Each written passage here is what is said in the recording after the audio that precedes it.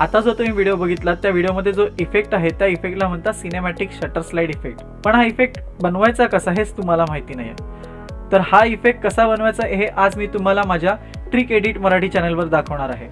हा इफेक्ट तुम्ही कुठे कुठे वापरू शकता, तर हा इफेक्ट तुम्ही तुमच्या रील्स, शॉर्ट, यूट्यूब व्हिडिओ किंवा तुमच्या सिनेमॅटिक व्हिडिओमध्ये पण वापरू शकता. आणि हो, हा प्रीमियर प्रोमध्ये फक्त 2 मिनिटात तयार करता येतो.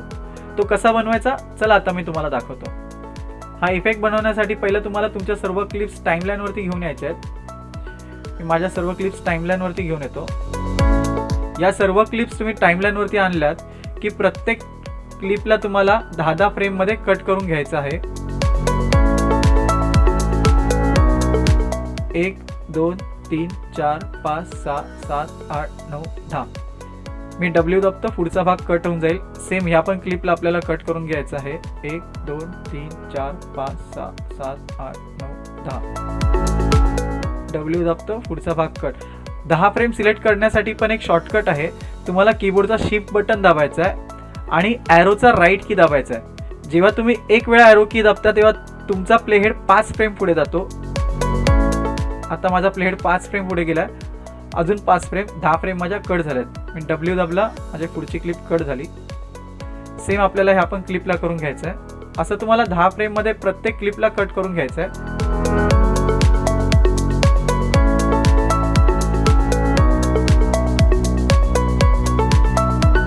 जिथे तुम्हाला फिनिशिंगची गरज आहे क्लिपला तिथे फिनिशिंग करून घ्या.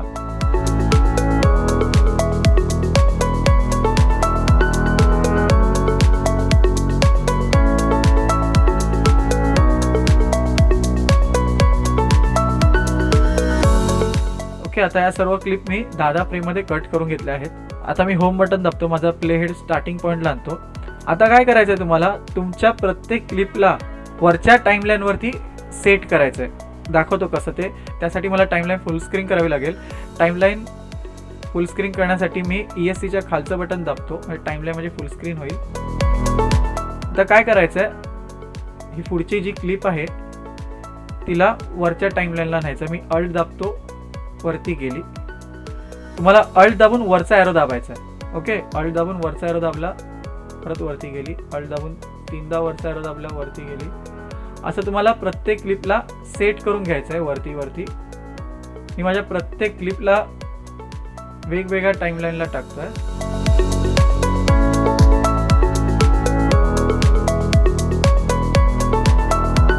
ओके, वरची क्लिप कुठे गेली नाही आहे, इथे मी दाखवतो.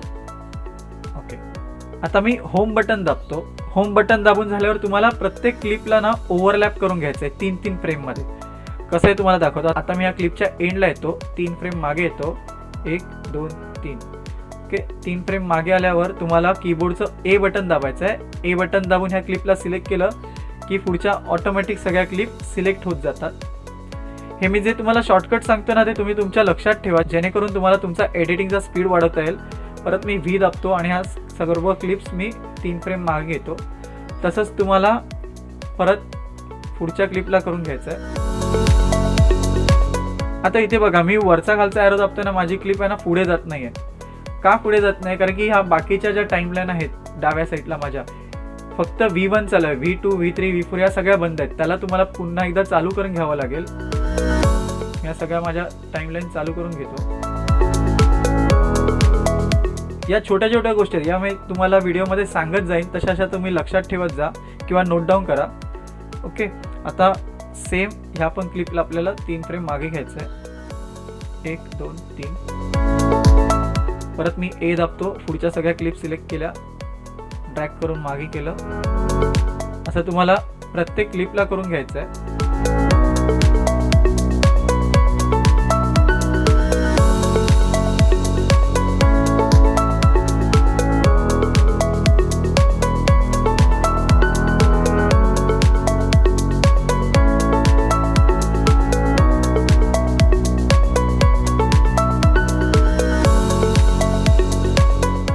माझ्या सगळ्या क्लिप 3-3 फ्रेम ओव्हरलॅप करून झालेल्या आहेत.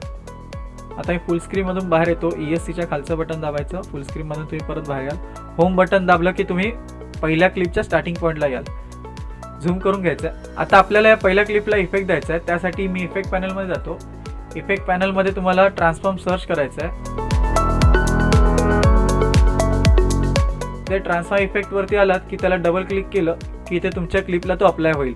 क्लिपला ट्रान्सफॉर्म इफेक्ट अप्लाय झाला कसं समजायचं, इथे हा जो एफेक्ट्स आहे तो हायलाइट होईल. बाकीच्या क्लिपला बघा इथे एफेक्ट्स हायलाइट नाही, इथे फक्त हायलाइट झालाय म्हटल्यावर आपल्या क्लिपला ट्रान्सफॉर्म इफेक्ट आलेला आहे. इथे मी इफेक्ट कंट्रोलमध्ये जातो. इथे तुम्ही स्क्रोल डाऊन केलं तर तुम्हाला इथे ट्रान्सफॉर्म इफेक्ट दिसून जाईल.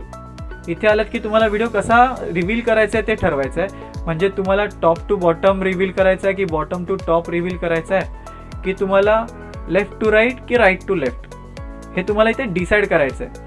आता मला टॉप टू बॉटम रिव्हील करायचं आहे, त्याप्रमाणे माझ्या कीफ्रेम इथे जनरेट करतो. कीफ्रेम जनरेट करण्यासाठी इथे पोझिशनच्या बाजूला जो गोल डॉट आहे त्याच्यावरती तुम्हाला क्लिक करायचं आहे. इथे बघा एक छोटीशी कीफ्रेम जनरेट झालेली आहे. इथे दिसते तुम्हाला ब्ल्यू कलर, ती किती झूम केली तरी तुम्हाला दिसणार नाही. इथे मी थोडीशी इन करतो, तुम्हाला दिसलं. ही जी कीफ्रेम आहे याला आपल्याला इफेक्ट द्यायचा आहे. तर मी काय करतो, ह्या पूर्ण माझ्या व्हिडिओला वरती घेऊन जातो. तर माझा पूर्ण व्हिडिओ वरती गेला. ह्या कीफ्रेमला परत मी स्टार्टिंग पॉईंटला आणून टाकतो, तर तुम्हाला दाखवण्यासाठी पुढे आणलेली. ओके,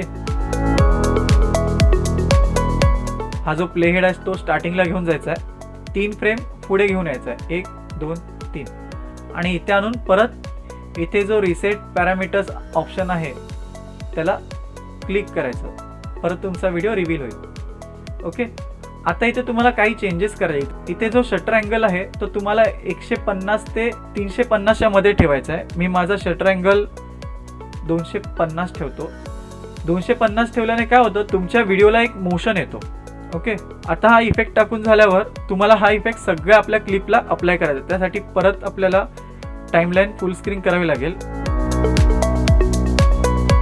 इथे आलात की तुम्हाला ह्या पहिल्या क्लिपला Ctrl+C करून कॉपी करून घ्यायचं आहे. बाकीच्या सर्व क्लिपला तुम्हाला सिलेक्ट करून घ्यायचं आहे. कुठल्याही क्लिपवर राईट क्लिक करा. इथे पेस्ट ॲट्रिब्यूट म्हणून तुम्हाला ऑप्शन दिसेल, त्याच्यावरती क्लिक केलं की तुम्हाला नवीन विंडो ओपन होईल. त्या विंडोमध्ये तुम्हाला इथे दिसेल ट्रान्सफॉर्म इफेक्ट ऑन आहे. याचा अर्थ तो इफेक्ट आता आपल्या क्लिपला लागणार. जर ऑफ असेल तर तो लागणार नाही, ऑन असेल तर तो आपल्या क्लिपला अप्लाय होणार. इथे ओके दाबलात की तो इफेक्ट आपल्या क्लिपला आलेला. इथे बघू शकता सगळे इफेक्ट्स हायलाइट झालेले आहेत. ओके, परत माझी मी टाइमलाईन झूम आउट करून घेतो. आता तुम्ही बघू शकता आपला व्हिडिओ कसा दिसतोय. आता मी याला आणखीन थोडंसं क्रिएटिव्ह करतो. मी काय करतो, ह्या प्रत्येक क्लिपच्या ओपनिंगला आहे ना एक कॅमेरा क्लिकचा ऑडिओ टाकतो की जेणेकरून तो थोडा आणखीन अट्रॅक्टिव्ह वाटेल आपल्याला.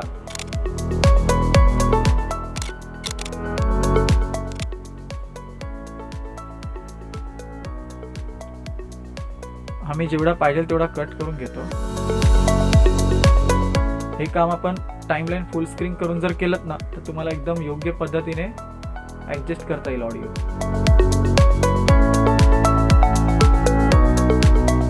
इथे तुम्हाला अल्ट दाबून ठेवायचं आहे. अल्ट दाबून ठेवलं की ऑटोमॅटिकली त्याची डुप्लिकेट क्लिप तयार होते. अल्ट दाबून तुम्हाला माऊस तुम्हाला राईट साईडला शिफ्ट करत न्यायचा आहे. तो प्रत्येक क्लिपला तुमचा शटर साऊंड येऊन जाईल.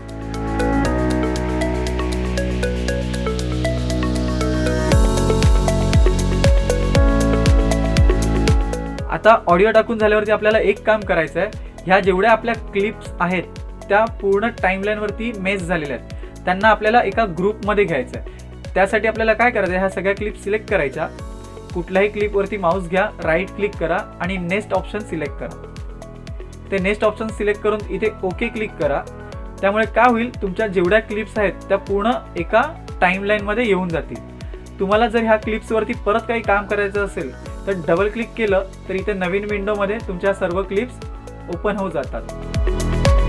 आता हा व्हिडिओ कसा दिसतो आपण बघूया. तर अशा पद्धतीने तुम्ही तुमचा सिनेमॅटिक शटर स्लाइड इफेक्ट बनवू शकता. आणि हा शटर स्लाइड इफेक्ट तुम्ही तुमच्या reels, shorts, YouTube video, cinematic video याच्यामध्ये वापरू शकता. खास करून फास्ट कट, बी रोल, सिनेमॅटिक ट्रान्झॅक्शन जिथे आहेत ना तिथे हा इफेक्ट परफेक्ट आहे. हा ट्रान्झॅक्शन तुम्हाला आवडला असेल तर लाईक करा आणि सबस्क्राईब करा. या व्हिडिओबद्दल काही प्रश्न असतील तर तुम्ही मला कमेंट बॉक्समध्ये विचारू शकता. आणि या इफेक्ट सारखे आणखीन तुम्हाला कुठले इफेक्ट बघायचे असतील तर नक्की मला सांगा. मी त्यावरती नक्कीच व्हिडिओ बनवायचा प्रयत्न करेन. आता भेटू आपण पुढच्या व्हिडिओमध्ये. धन्यवाद.